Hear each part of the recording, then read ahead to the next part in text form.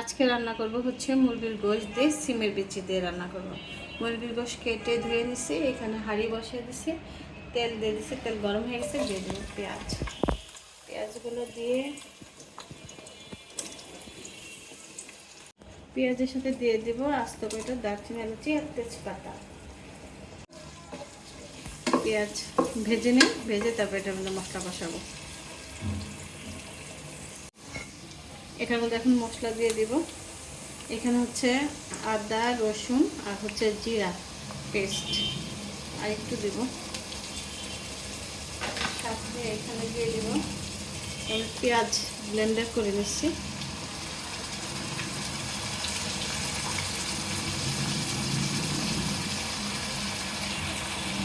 তারপর এখানে হচ্ছে সব ধরনের গরম মশলা সেটা দিয়ে দিলাম।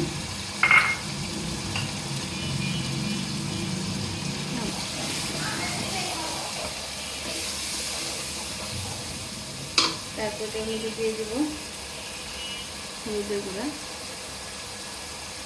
1.5 চামচ, আর মরিচের গুঁড়া দেবো 1 চামচ। এখন এটাকে ভালো করে কষাবো। স্বাদ অনুযায়ী দেব লবণ,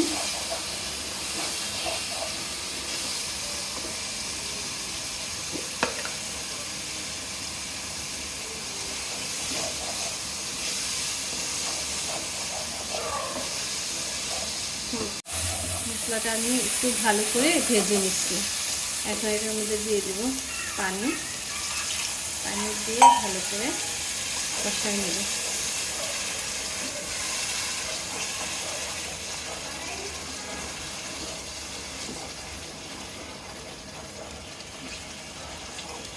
এটা ভালো করে কষুক, তারপরে দিয়ে দেব মুরগি।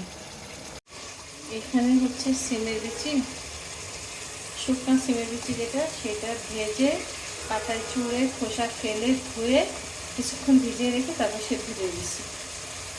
এটা দিয়ে রান্না করবো। মশলা সুন্দর মতো কষানো হয়ে গেছে, উপরে তেল উঠে গেছে। এখন আমি গোশতগুলো দিয়ে দেবো।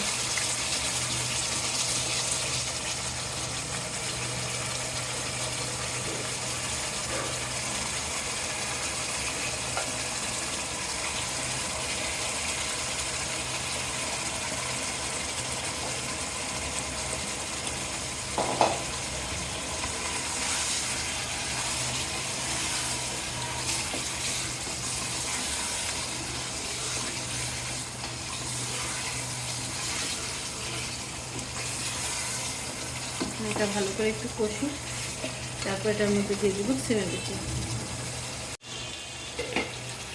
এটা আমি এখন সিমের বিচিগুলো দিয়ে দেবো। সিমের বিচি আর গোশত একসাথে ভালো করে কষিয়ে নেব।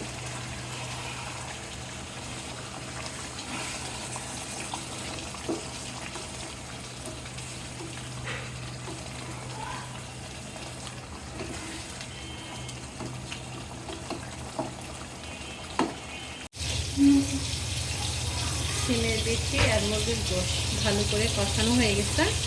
এখন এটার মধ্যে আমি দিয়ে দেবো ঝোল। সিমের বিচি একদম গলে গেছে। দিয়ে দিব পানি, আর দিব না।